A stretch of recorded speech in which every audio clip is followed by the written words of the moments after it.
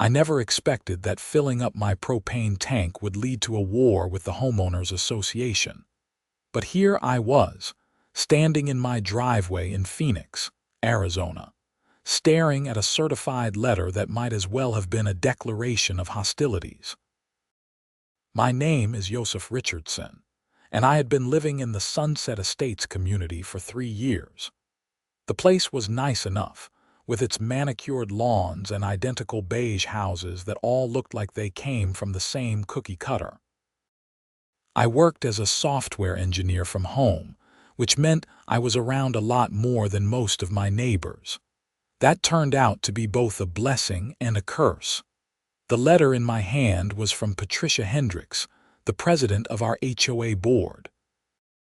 I had seen her around the neighborhood before, always wearing her signature khaki caprice and white visor, patrolling the streets like she owned them.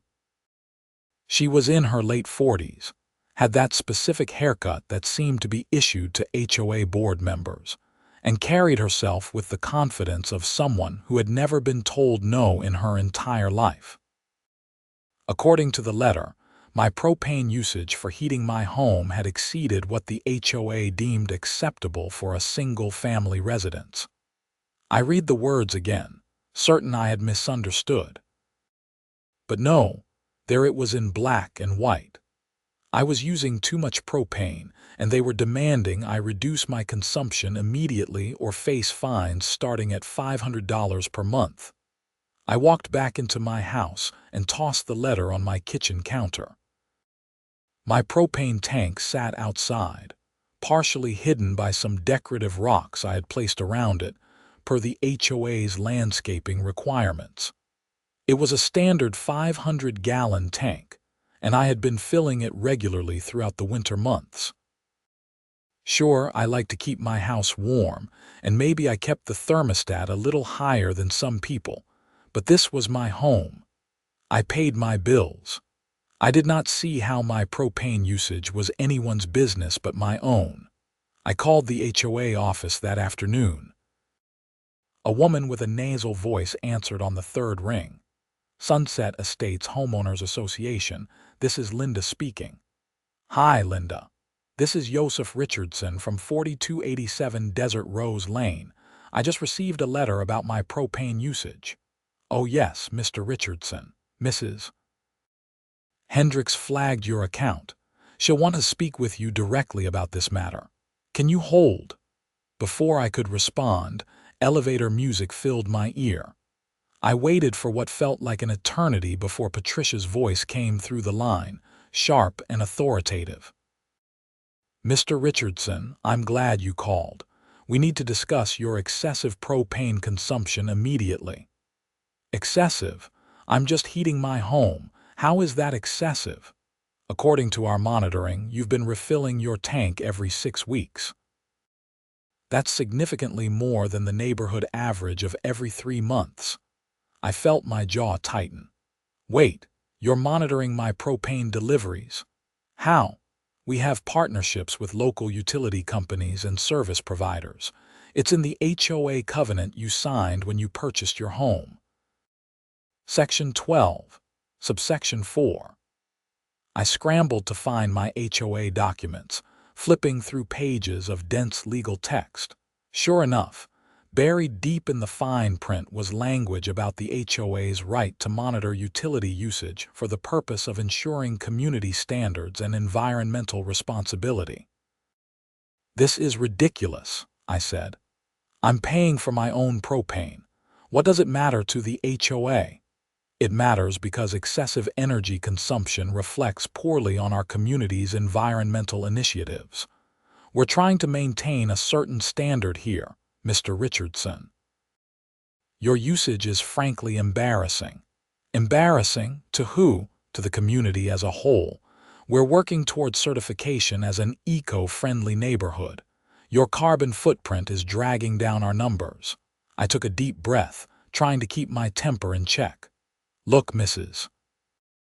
Hendricks, I keep my house at 72 degrees.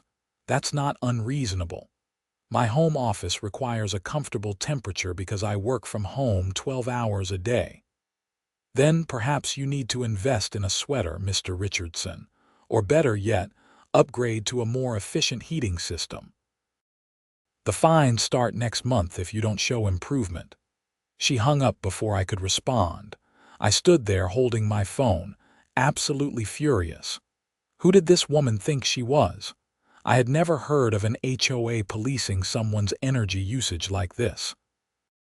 It seemed like a massive overreach, but as I read through the covenant documents more carefully that evening, I realized they had technically covered themselves legally. The language was vague enough that they could probably argue they had the authority to do exactly what they were doing. Over the next few days, I did some research. I called a lawyer who specialized in HOA disputes. His name was Marcus Green, and his office was in downtown Phoenix. "Mr. Richardson, I'll be honest with you," Marcus said during our consultation. "HOAs in Arizona have pretty broad authority. If their covenant includes language about monitoring utilities, and they're applying it uniformly across the community, you might have an uphill battle fighting this. So what are my options? You could try to comply with their demands. You could fight it in court, which would be expensive and time-consuming. Or you could find a middle ground. What exactly are they asking you to do? Reduce my propane usage. They're threatening monthly fines if I don't." Marcus leaned back in his chair. "Have you considered switching to a different heating system?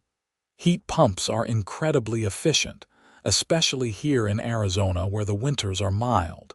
It might actually save you money in the long run, and it would definitely get the HOA off your back." I had not considered that.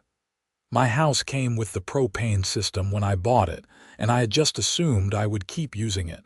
But Marcus had a point. If I switched to an electric heat pump, I would not need propane for heating at all. The HOA could not complain about something I was not even using anymore. How much would that cost for a quality system? Probably $8,000 to $12,000, including installation. But there are federal tax credits available for energy-efficient upgrades, and your electric bill would likely be lower than your propane costs. I left Marcus's office with a lot to think about. $8,000 was a lot of money to spend out of spite, but the more I thought about it, the more sense it made. I hated the idea of giving in to Patricia's demands, but if I could solve the problem on my own terms while actually benefiting from the change, maybe that was the smartest play. I started getting quotes from HVAC companies the next day. The third company I called, Desert Air Solutions, sent out a technician named Ray who spent 2 hours evaluating my house and explaining the different options available. "You've got a good-sized house here," Ray said, tapping notes into his tablet. "About 2,400 square feet, right?" "That's right." "A heat pump would work great for you. Phoenix doesn't get cold enough to need the backup heating that some northern climates require. You'd be looking at significant energy savings, probably 30 to 40% compared to propane. Plus, it'll cool your house in the summer too, so you could replace your aging air conditioner at the same time." "How long would installation take?" 2 days, maybe 3. "We'd need to remove your old furnace, install the heat pump system, run new ductwork if necessary, and make sure everything's up to code." Ray gave me a quote for $9,500, which included everything. With the federal tax credit, my out-of-pocket cost would be closer to $7,000. I had the savings to cover it, and the idea of never having to deal with propane deliveries again was appealing. More importantly, it would completely undermine Patricia's complaint. I scheduled the installation for 2 weeks out. In the meantime, I had to attend the monthly HOA meeting. These meetings were held in the community clubhouse, a bland building with folding chairs and fluorescent lights that made everyone look slightly unwell. About 20 homeowners typically attended, most of them retirees who had nothing better to do. Patricia sat at the front table with the other board members. A quiet man named Gerald who served as treasurer, and a woman named Donna who was the secretary. Patricia ran the meetings with an iron fist, moving through the agenda at a brisk pace, and shutting down any discussion that went on too long. When we reached the new business portion of the meeting, Patricia cleared her throat and looked directly at me. "I want to address an issue we've been dealing with regarding excessive utility usage by certain homeowners," she said, not bothering to hide who she was talking about. "We've implemented new monitoring procedures to ensure our community maintains its commitment to environmental responsibility." An older woman named Helen raised her hand. "What kind of monitoring?" "We're tracking propane, electricity, and water usage across the community. We've identified several outliers whose consumption is significantly higher than the neighborhood average. Is this legal?" Someone called out from the back. Patricia's smile was tight. "Absolutely. It's covered in our covenant documents. We have a responsibility to maintain property values and community standards. Excessive energy consumption is a blight on our collective reputation." I stood up. "Patricia, if I could address this. You sent me a letter about my propane usage. I'm curious if you're planning to fine other people for using too much electricity or water, or is it just propane you're concerned about?" Her eyes narrowed. "We're addressing all forms of excessive consumption, Mr. Richardson. Your situation was simply the most egregious." "Egregious? I'm heating my home. I work from home. I need a comfortable temperature to do my job effectively. I'm not running a propane-burning factory in my backyard." "Your consumption is twice the neighborhood average. Because most people in this neighborhood are retired and gone half the day, I'm home all the time. Of course I use more heating."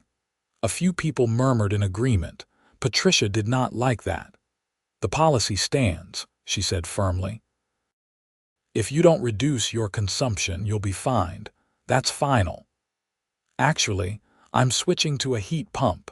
Installation starts next week, so your propane monitoring won't apply to me anymore." Patricia's expression flickered with something that might have been frustration, but she recovered quickly. "That's an excellent decision, Mr. Richardson. I'm glad you're taking community standards seriously." The meeting moved on, but I caught Patricia watching me several times throughout the rest of the evening. I had a feeling this was not over. The heat pump installation went smoothly. Ray and his crew showed up on schedule, worked efficiently, and had the new system up and running within 2 days. The difference was immediate. My house heated up faster and more evenly than it ever had with the old propane furnace. The thermostat was digital and programmable, letting me set different temperatures for different times of day. And most importantly, no more propane deliveries.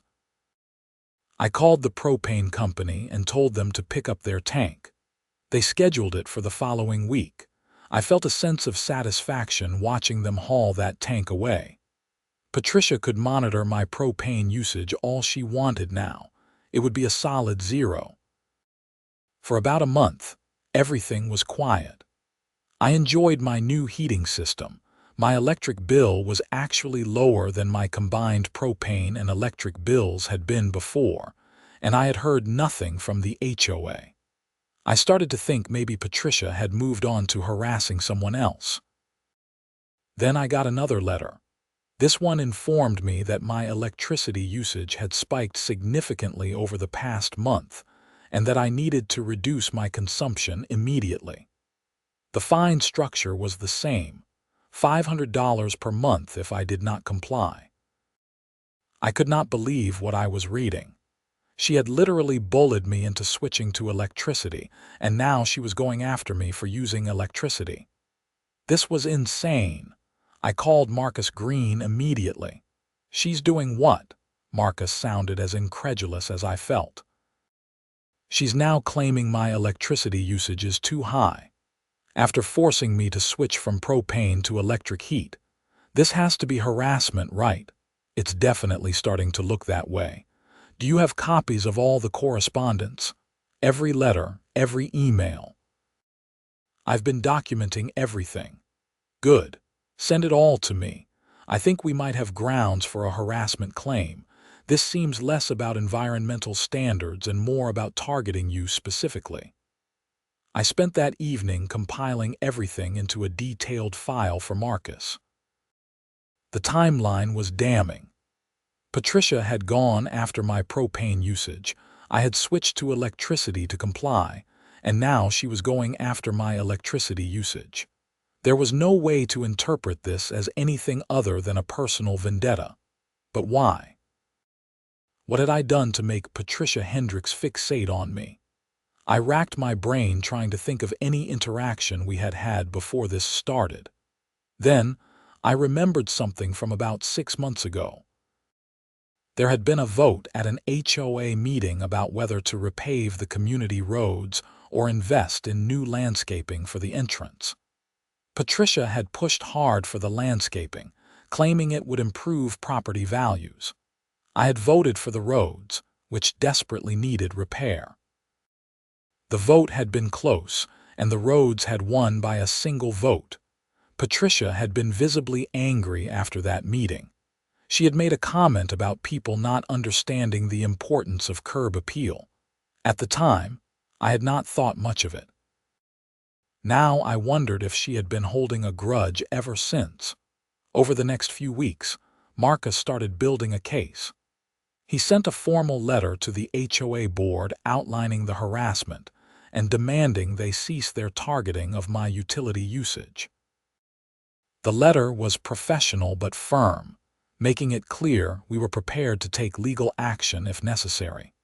Patricia's response came through the HOA's lawyer, a man named Thomas Bradshaw.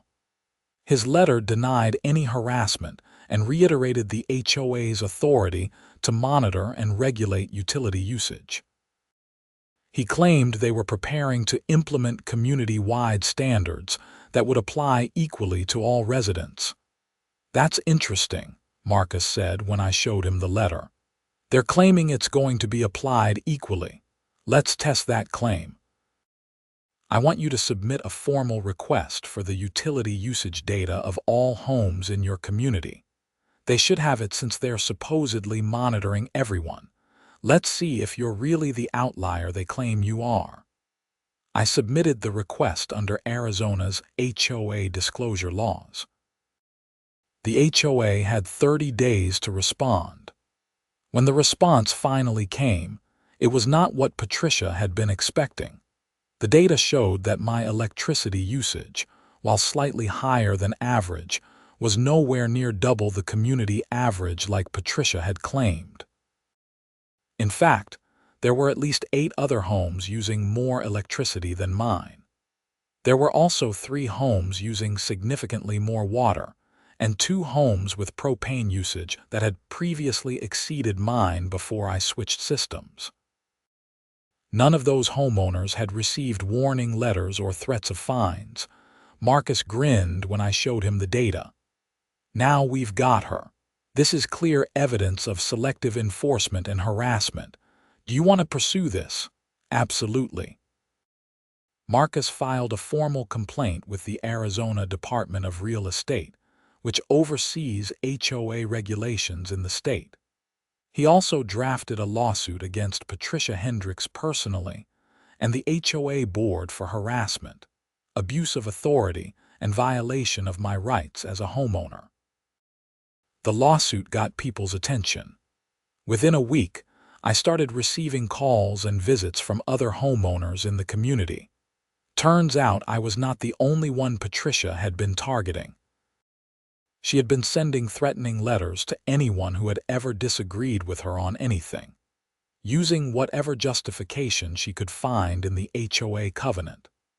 A man named Robert from 2 streets over had been threatened with fines because his grass was allegedly a 1/4 inch too tall. A woman named Susan had been cited for parking her car in her own driveway, at an angle Patricia deemed unappealing.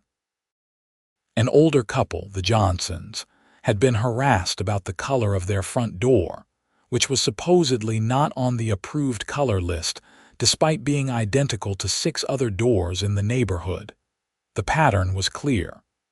Patricia was not enforcing community standards. She was wielding the HOA rules as a weapon against anyone who crossed her. I started organizing. We formed a group of about 15 homeowners who had all been targeted by Patricia's enforcement actions. We began attending HOA meetings together, sitting in the front rows, asking pointed questions about policies and enforcement procedures. Patricia did not like this at all. She started trying to limit public comment at meetings, which only made more people angry. Homeowners who had previously been apathetic started paying attention.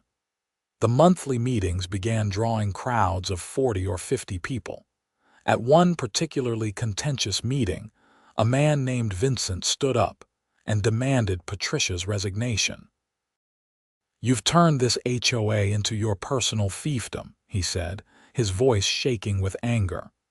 "You're harassing people, making up rules and enforcing policies selectively based on personal vendettas. It's time for you to go." The room erupted in applause. Patricia's face turned red. "I have done nothing but serve this community," she snapped. "If you don't appreciate my dedication, perhaps you should run for the board yourself." "Maybe I will," Vincent shot back. That gave me an idea. The next board election was coming up in 3 months. What if we ran a slate of candidates committed to reforming the HOA? We could vote out Patricia and the board members who enabled her, replace them with reasonable people, and actually make the HOA serve the community instead of terrorizing it. I brought the idea up to our group. Everyone loved it. We nominated 3 candidates: Vincent for president, Susan for treasurer, and Robert for secretary. We started campaigning immediately, going door to door, talking to neighbors, explaining what had been happening and what we wanted to change. Patricia fought back hard. She sent out mass emails claiming we were trying to destroy the community. She posted signs around the neighborhood warning that our slate would eliminate all property standards and turn the neighborhood into a slum. She held special meetings where she painted herself as a victim of a coordinated attack by malcontents who wanted to flout all rules and regulations. But people were not buying it anymore. Too many homeowners had their own stories of being harassed by Patricia.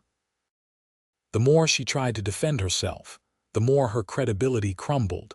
Then things took a darker turn. One evening, I came home to find my mailbox had been vandalized. Someone had spray-painted "Traitor" across it in red letters. My trash cans had been knocked over, garbage strewn across my yard. And someone had dumped motor oil on my driveway, leaving a huge stain. I called the police. An officer named Rodriguez came out to take a report. He photographed everything and asked if I had any idea who might have done this. "I'm in a dispute with my HOA president," I said. "I'm suing her for harassment and I'm campaigning to vote her out of office." Officer Rodriguez raised an eyebrow. "HOA drama, huh? We see a lot of that. You got security cameras." "No, but I'm installing them tomorrow." "Good idea. File this report, and if anything else happens, call us immediately. If this escalates to threats or violence, we'll take it very seriously." I spent the next day installing a comprehensive security camera system around my property. Front door, back door, driveway, and side yards. If someone came onto my property again, I would have video evidence. I did not have to wait long. 3 nights later, at around 2 in the morning, my camera system's motion detector woke me up. I grabbed my phone and pulled up the camera feed. A figure in dark clothing was creeping across my yard toward my newly installed heat pump unit. I watched in real time as the person pulled out what looked like a crowbar and started trying to pry open the heat pump's external panel. I immediately called 911 while recording the video on my phone. "Someone is vandalizing my property right now," I told the dispatcher. "I have them on camera. They're trying to damage my heating system. Officers are on the way. Stay inside and keep your doors locked." The vandal managed to pry open the panel and was reaching inside when I heard sirens approaching. The figure looked up, clearly panicked, then ran. The person sprinted across my yard and disappeared between houses. But I had it all on video.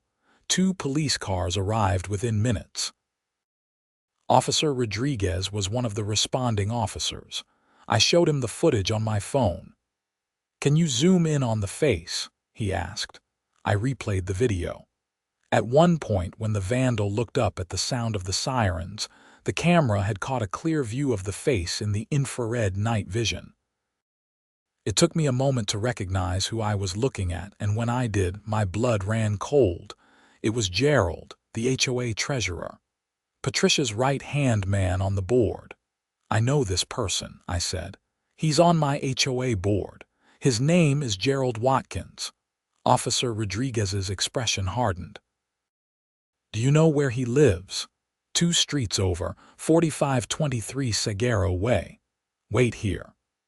I watched from my doorway as the officers got back in their cars and drove off.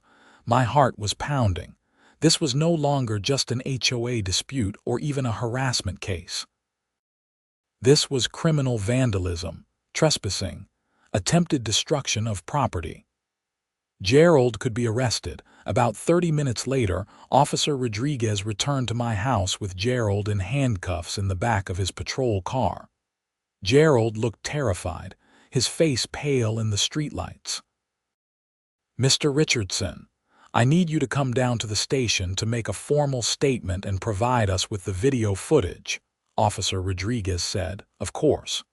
"Do you need me to come now?" "Tomorrow morning is fine. We've got Mr. Watkins in custody. He's being charged with criminal trespassing and attempted criminal damage. The court will determine his bail." I spent the next morning at the police station, giving a detailed statement and providing copies of all my security footage. A detective named Sarah Palmer interviewed me about the broader HOA situation. "So you're saying this conflict has been going on for months?" she asked. "Since February. Patricia Hendricks, the HOA president, started targeting me over my propane usage. When I switched to a heat pump to comply, she went after my electricity usage. I filed a lawsuit for harassment, and now someone from the HOA board has attempted to vandalize my property. You have documentation of all this, everything. Letters, emails, security footage, utility records, meeting minutes. My attorney has organized it all for the civil case." Detective Palmer leaned back in her chair. "Mr. Richardson, I'm going to be honest with you. HOA disputes usually stay in the civil realm. But when board members start committing crimes to intimidate homeowners, that crosses a line. I'm going to look into this more deeply. If there's evidence of conspiracy or a pattern of criminal behavior, we might be looking at more serious charges. Patricia has been harassing multiple homeowners, not just me. I can put you in touch with at least a dozen people who have similar stories. Please do. Email me their contact information." Over the next few days, Detective Palmer contacted everyone in our homeowner group. She collected statements from people who had been harassed, threatened, or intimidated by the HOA board. The investigation expanded beyond just Gerald's vandalism attempt to include a broader pattern of abuse of authority. Meanwhile, Gerald's arrest became the talk of the neighborhood. The local news picked up the story, running a segment about HOA board members allegedly harassing and attacking homeowners. The publicity was devastating for Patricia. She tried to distance herself from Gerald, claiming she had no knowledge of his actions, but no one believed her. The board held an emergency meeting to address the situation. The clubhouse was packed with angry homeowners demanding answers. Patricia looked shaken, no longer the confident enforcer she had been before. Gerald Watkins has been suspended from the board pending the outcome of his legal situation, Patricia announced, her voice lacking its usual authority. The board condemns his actions and wants to assure the community that this does not reflect our values. What about your harassment of multiple homeowners? Someone shouted from the crowd. Are you going to address that? I have always acted in accordance with my duties as HOA president and within the authority granted by our covenant documents.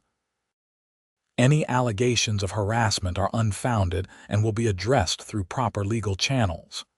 You sent threatening letters to at least 15 homeowners, Vincent called out. You selectively enforced rules to punish people who disagreed with you.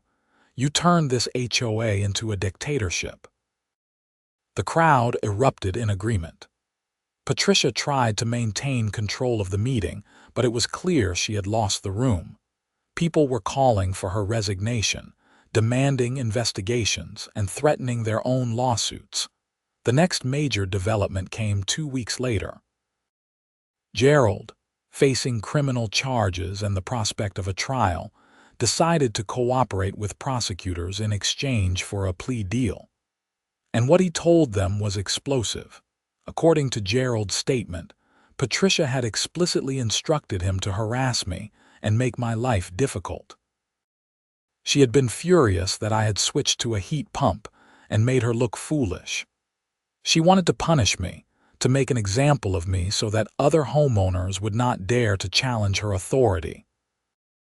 Gerald had gone to my house that night with the intention of damaging my heat pump, so that it would need expensive repairs or replacement, all at Patricia's suggestion. Detective Palmer called me to inform me of these developments. Mr. Richardson, based on Mr. Watkins's statement, we believe we have enough evidence to charge Patricia Hendricks with conspiracy to commit criminal damage and intimidation. We'll be making an arrest tomorrow morning. I could hardly believe what I was hearing. The HOA president was going to be arrested for conspiracy to commit a crime against me.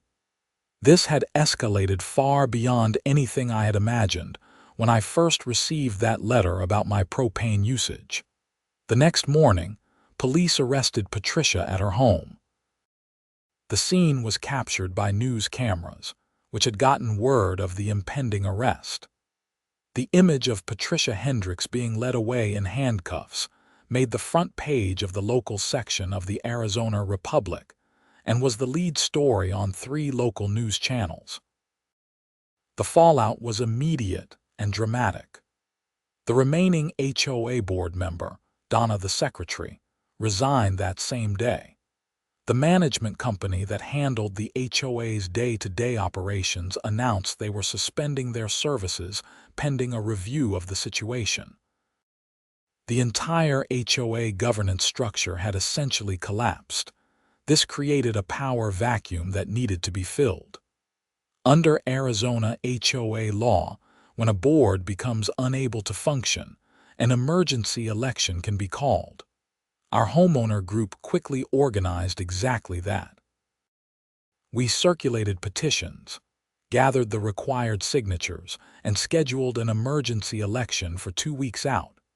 Vincent, Susan, and Robert ran unopposed. The election had a record turnout, with over 80% of homeowners casting ballots.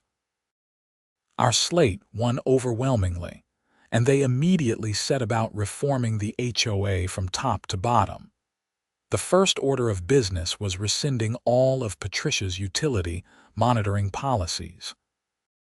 The new board passed a resolution stating that homeowner utility usage was a private matter and would not be monitored or regulated by the HOA, except in cases of clear violations of local law or covenant provisions directly related to property maintenance.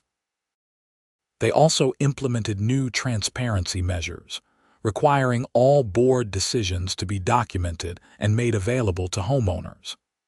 They established a formal appeals process for any enforcement actions, ensuring that homeowners had due process before fines could be imposed. And they hired a new management company with a reputation for reasonable, fair administration. My lawsuit against Patricia and the old board moved forward. Marcus advised me that given everything that had happened, including the criminal charges, we were in an extremely strong position for a settlement. The HOA's insurance company is going to want this to go away, Marcus said. They're looking at potentially massive liability. I think we can get them to cover all your legal fees, compensate you for the harassment, and maybe even reimburse you for the heat pump installation since you were essentially coerced into making that change. The settlement negotiations took about 6 weeks. In the end, the insurance company agreed to pay me $45,000, which covered my legal fees, compensated me for the harassment and emotional distress, reimbursed the heat pump installation, and included damages for the vandalism and security system I had to install. Additionally, the HOA formally apologized and agreed to a court-monitored reform process to ensure the abuses of the past would not be repeated. Patricia's criminal case moved through the court system more slowly. She was charged with conspiracy to commit criminal damage, intimidation, and abuse of authority. Her lawyer tried to argue that she had been acting within her authority as HOA president, but the evidence was too damning. Gerald's testimony, combined with the documented pattern of harassment against multiple homeowners, painted a clear picture of someone who had systematically abused her position for personal vindictive purposes. Patricia eventually accepted a plea deal. She pleaded guilty to reduced charges in exchange for avoiding jail time. She received 2 years of probation, 200 hours of community service, and was prohibited from serving on any HOA board in Arizona for 10 years. She also had to pay restitution to several homeowners she had targeted, including me. Gerald got a similar deal, though his probation included anger management counseling and a prohibition on any position of authority in community organizations. Both of them became pariahs in the neighborhood. Patricia moved away about 6 months later, unable to handle the social stigma of what she had done. The reforms implemented by the new HOA board transformed the community. Meetings became constructive instead of adversarial. Enforcement of rules became reasonable and consistent. People actually started participating in community events again, no longer afraid that the HOA would use some minor infraction as an excuse to harass them. As for me, I was just happy to live in peace. My heat pump worked beautifully, keeping my house comfortable year-round with lower energy costs than I had ever paid with propane. Ironically, the system Patricia had essentially forced me to install turned out to be one of the best home improvements I had ever made. I also became somewhat of an accidental community advocate. Other HOA reform groups in Arizona reached out to me, asking me to share my story and advise them on how to combat abusive board members.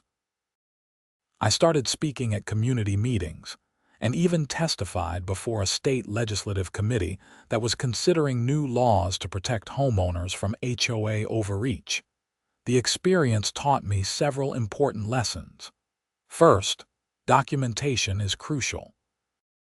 If I had not kept copies of every letter, every email, every piece of correspondence, building a case would have been much harder. Second, standing up to bullies is important, even when it is difficult and stressful. Patricia had been getting away with her behavior for years because most people were too intimidated to fight back. When people finally did stand up to her, her power evaporated. Third, Communities are stronger when people work together. Our homeowner group succeeded because we supported each other and presented a united front. No single person could have taken down Patricia's regime alone, but together, we had the strength to demand change and see it through. Looking back now, more than a year after that first letter about my propane usage, I can see how the entire situation unfolded like dominoes falling. One unreasonable demand led to another, which led to pushback, which led to escalation, which eventually led to criminal behavior and the complete collapse of the old HOA power structure. All because Patricia Hendricks could not handle someone having a different opinion about road paving versus decorative landscaping. The new board has been in place for over a year now, and the community is genuinely better. Property values have actually increased, partly because potential buyers are no longer scared off by stories of an HOA from hell. The community newsletter, once filled with threatening enforcement notices, now contains actual useful information about neighborhood events and local resources. Vincent turned out to be an excellent HOA president, running meetings efficiently and treating homeowners with respect. Susan brought financial transparency to the treasurer position, publishing detailed budget reports quarterly so everyone knew how their HOA fees were being spent. Robert kept meticulous records as secretary and made sure all homeowners had easy access to meeting minutes and important documents. My relationship with my neighbors improved dramatically as well. During the conflict with Patricia, I had gotten to know people I had never really talked to before. We had built genuine friendships through our shared struggle. We now had regular neighborhood barbecues, organized a community garden, and even started a monthly book club that met at the clubhouse. The heat pump that started this whole mess continued to perform flawlessly. I had Ray from Desert Air Solutions come out for a routine maintenance check, and he confirmed the system was running perfectly. My energy bills remained low, my house stayed comfortable, and I never had to worry about scheduling propane deliveries or monitoring tank levels again. Sometimes I wondered what would have happened if I had just quietly reduced my thermostat and tried to comply with Patricia's initial demands about propane usage. Would that have satisfied her?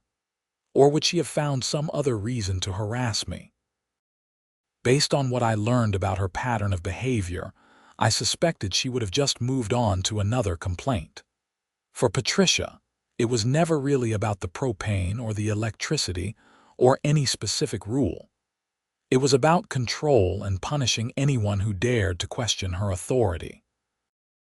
The legal and community response sent a clear message that such behavior would not be tolerated. The local news coverage of the case had a ripple effect across the Phoenix metro area, with several other HOA boards suddenly becoming much more cautious about their enforcement actions. No one wanted to be the next Patricia Hendricks, arrested and humiliated for abusing their position. Detective Palmer told me that the investigation into HOA abuses sparked by my case had led to reforms at the state level. Legislators had taken notice of how easily HOA boards could become vehicles for harassment, and had introduced new bills to increase oversight and protect homeowner rights. While those bills were still working their way through the legislative process, the increased attention had already made HOA boards across Arizona more accountable. My work situation had also improved. The stress of the HOA battle had initially made it difficult to concentrate on my job, but once everything was resolved, I found I was actually more productive than before. My home office was comfortable, my heating system was efficient and quiet, and I no longer had to worry about harassment or vandalism. I even got a promotion at work, partly because I had been able to maintain my performance throughout the stressful period. I also made some upgrades to my house beyond the heat pump. The settlement money had covered my expenses and then some, so I invested in solar panels for the roof. This further reduced my electricity costs and gave me a sense of energy independence. The new HOA board approved my solar installation without any hassle, a stark contrast to how Patricia would have undoubtedly tried to block it or bury me in red tape. There was a certain poetic justice in how everything turned out. Patricia had tried to control my energy usage and punish me for not conforming to her arbitrary standards. In response, I had not only found a better heating solution, but had also sparked a reform movement that stripped her of power and led to her criminal prosecution. Her attempt to make my life miserable had backfired spectacularly, costing her everything. I ran into Gerald once, several months after his probation started. We were both at the same grocery store and he clearly wanted to avoid me, but I approached him anyway. He looked uncomfortable, refusing to make eye contact. "I know you probably don't want to talk to me," I said, "but I want you to know I don't hold a grudge. What you did was wrong, but you owned up to it and told the truth. That took courage." Gerald finally looked at me, surprise evident on his face. "I'm sorry for what I did. Patricia, she made it seem like you were the enemy, like you were trying to destroy the community.